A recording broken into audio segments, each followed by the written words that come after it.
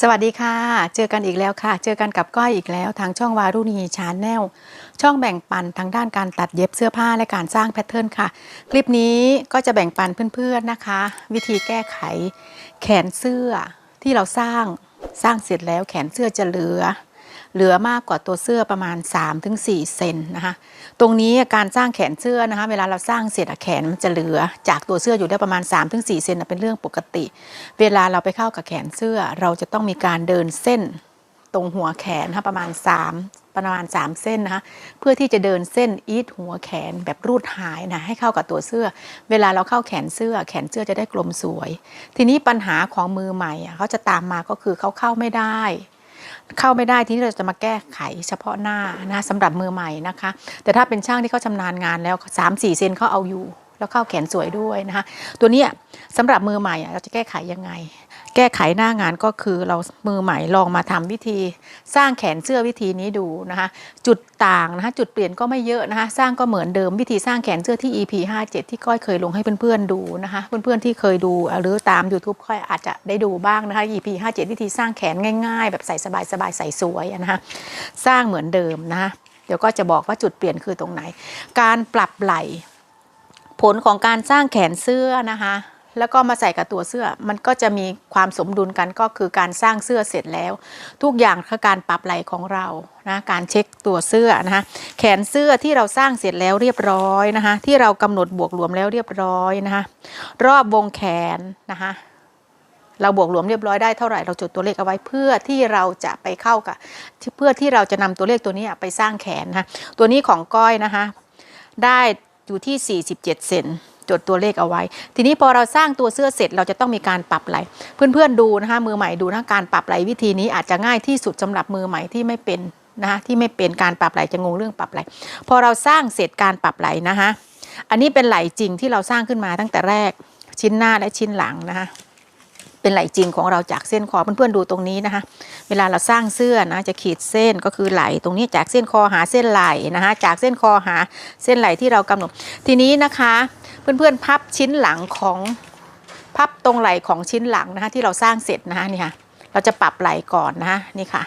แต่วงแขนของเราก็ยังได้สัดส่วนเท่าเดิมก็คือจำนวนที่เราบวกรวมเรียบร้อยนะคะเดี๋ยวก็จะปรับไหล่ให้เพื่อนๆดูนะคะมือใหม่วิธีนี้อาจจะเข้าใจง่ายหน่อยให้ปรับให้โดนเส้นที่เราขีดร่างตอนแรกนะคะพับเส้นชิ้นหลังวางทับเพื่อนๆดูนะคะนี่ค่ะพับวางไว้เลยให้ตรงนะคะทีนี้เราจะปรับไหล่ยังไงเพื่อนๆเห็นจุดลักแร้วงแขนที่เราโค้งเสร็จแล้วเรียบร้อยที่เราแต่งแล้วเรียบร้อยให้สวยงามนะคะที่เราโค้งเสร็จแล้วเรียบร้อยชิ้นหน้าและชิ้นหลังตรงจุดนี้วัดจากชิ้นหลังและชิ้นหน้าจากจุดนี้มาจุดนี้วัดว่าได้กี่เซนหรือกี่นิ้วนะคะวัดว่าได้กี่เซนแบบนี้นะคะนี่ค่ะจากจุดนี้มาจุดนี้ของชิ้นหน้าการปรับไหล่นะคะเพื่อนขาให้ชิ้นคอตรงเส้นคอให้ตรงกันตรงไห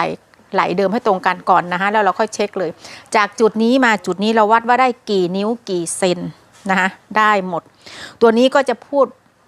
เป็นหลักนิ้วให้เพื่อนๆจะได้เข้าใจง่ายๆนะนี่ค่ะของก้อยนะวัดจากจุดนี้มาจุดนี้ได้14นิ้วเราพับสายวัดก็คือหาร2นะคะหาร2ได้เท่าไหร่นี่ค่ะ14นิ้วได้7นิ้วหาร2ได้7นิ้วทีนี้ในส่วนของด้านหลังนะคะเราจะบวกเพิ่มขึ้นมาคือ1เซนครึ่งหรือประมาณครึ่งนิ้วเราจะยกชิ้นหลังขึ้นมาให้สูงกว่าชิ้นหน้านะคะอันเนี้ยนะคะยกขึ้นมาเลยตรงนี้ที่เรานี่ค่ะตรงจุดนี้เราจะบวกเพิ่มขึ้นมาครึ่งนิ้วหรือประมาณ1เซนถึง1เซนครึ่งนะคะเพื่อนขานี่ค่ะอยู่ตรงนี้เราก็วัดเลยจากจุดนี้มานะคะชิ้นหลังตรงนี้นะเราวัดขึ้นมา1เซนครึ่งหรือประมาณครึ่งนิ้วเนี่ยนะคะจากจุดนี้เราจุดไว้เลยเข้มๆเราก็ปรับลงมาเลยเอาออกเราได้แล้วนะคะเราจะได้ชิ้นหลังสูงกว่าชิ้นหน้า1เซนถึง1เซนครึ่งนะคะหรือประมาณครึ่งนิ้วให้ขีดเส้นของไหล่หน้าใหม่หาเส้นคอนะคะขีดเชื่อมนี่ค่ะคือการปรับไหล่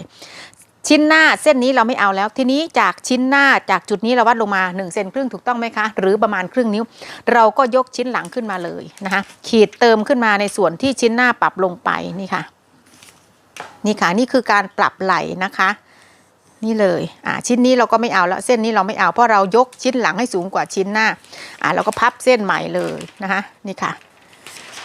ชิ้นหน้าปรับลงนะคะชิ้นหลังปรับขึ้นก่อนที่เราจะปรับไหล่เราก็เช็คแบบที่ก้อยพาทำนะคะเช็คก่อนแล้วก็วัดจากจุดนี้มาจุดนี้แล้วเราก็หาร2อันนี้ก็ไปต่อนะคะเราปรับไหล่แล้วเรียบร้อยเนาะเนี่ยชิ้นเดิมนี่ค่ะเราจะไปสร้างแขนแล้วปิดไว้เดี๋ยวเราจะมาวนหัวแขนนะนี่ค่ะรอบวงแขนตัวนี้47เซนของเพื่อนๆเท่าไหร่นำวงแขนเรามาใช้นะคะการสร้างนะคะพับกระดาษเข้าหาตัวเราเป็นสันทบนะคะเพื่อนขานี่ค่ะจะพาดัดแปลงแก้ไขแขนเสื้อที่เขาเหลือนะ47เซนนะคะเพื่อนขาจากเส้นกระดาษเราวัดลงมาขีดเส้นนำไว้ก่อนประมาณ1 นิ้วหรือครึ่งนิ้วก็ได้นี่ค่ะแบบนี้นะคะจากสันทบกระดาษหน้าตัวเรานะคะเพื่อนขาวัดลงมา8 นิ้วครึ่งนะ8 นิ้วครึ่งนะคะหลักนิ้วนะคะหลักเซนก็จะประมาณ21เซนครึ่งนะคะอันนี้ถ้าจำหลักนิ้วมันจะง่ายหน่อยนะคะจากจุดนี้วัดลงมา8 นิ้วครึ่งหรือประมาณ21เซนครึ่งนะคะแล้วตีเส้นฉากออกไปค่ะนะคะจุดนี้เอาให้หลักๆเด่น8 นิ้วครึ่งนะคะขีดเส้นฉากออกไปจากจุดสันทบกระดาษวัดออกไป8 นิ้วหรือประมาณ20เซนตัวเลขตัวเดียวกันขีดเส้นให้ชัดๆนะคะจากจุดนี้วัดออกไป8 นิ้วนะคะจากจุดนี้วัดลงมา8 นิ้วครึ่งจุดเอาไว้แล้วเราตีเส้นให้เป็นเส้นสามเหลี่ยมนะคะให้เป็นเส้นสามเหลี่ยมทีนี้จะเป็นจุดต่างจุดเปลี่ยนนะคะการสร้างแขนแล้วนะนำรอบวงแขนของเราที่เราสร้างเสร็จแล้วเรียบร้อยไม่ว่าของใครก็ใช้ไซส์ของเรานะคะนี่ค่ะของก้อยได้47เซนนำรอบรักแร้หาร2นะคะรอบรักแร้เราหาร2นะคะ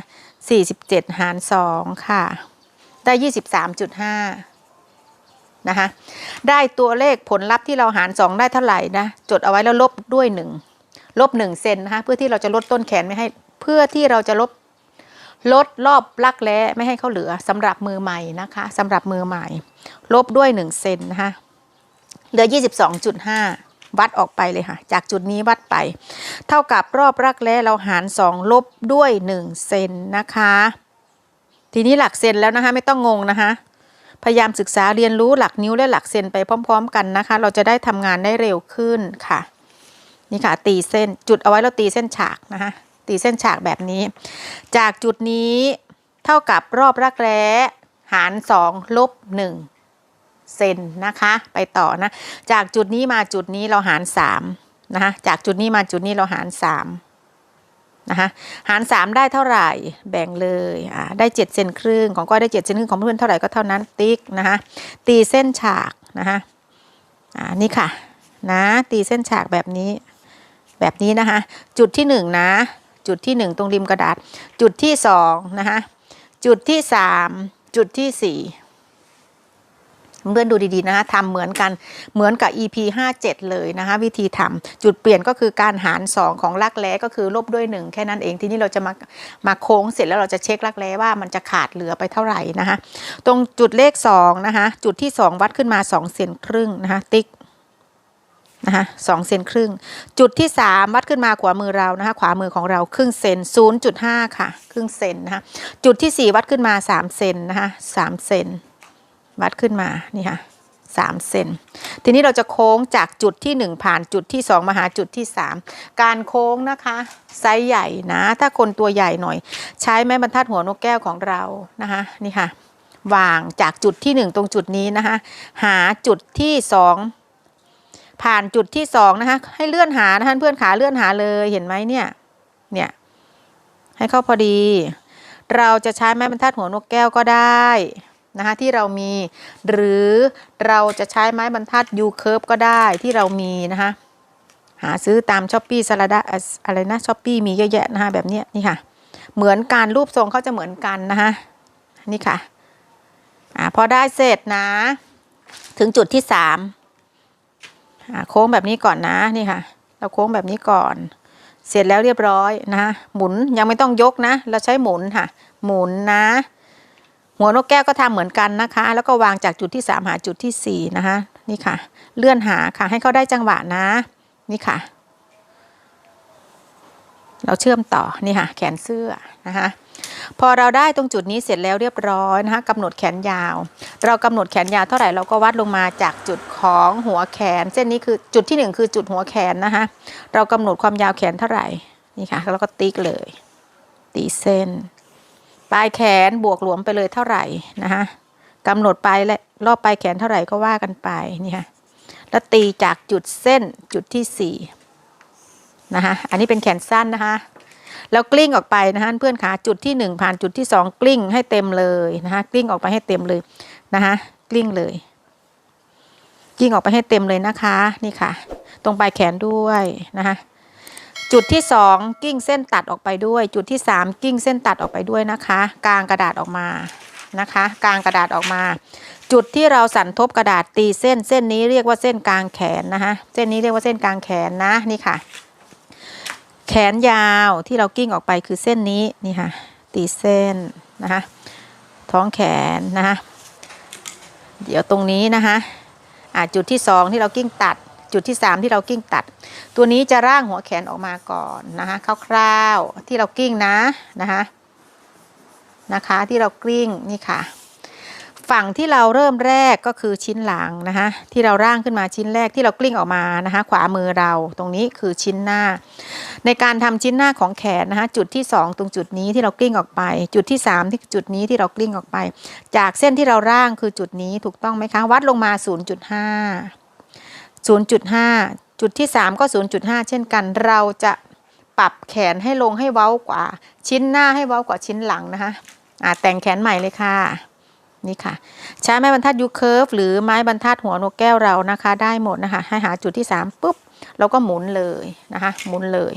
นี่ค่ะโค้งเส้นให้สวยงามนะนี่ค่ะให้ชิ้นหลังเว้ากว่าชิ้น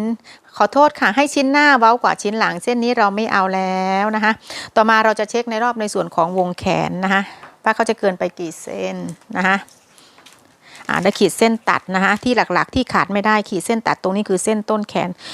ขนสำคัญมากนะคะสำคัญตรงไหนเพราะว่าเรามีการปรับเปลี่ยนการสร้างแขนก็คือรอบรักแร้ที่เราหาร2แล้วลบ1เพื่อที่จะลดตรงส่วนแขนที่เข้าเหลือไปประมาณ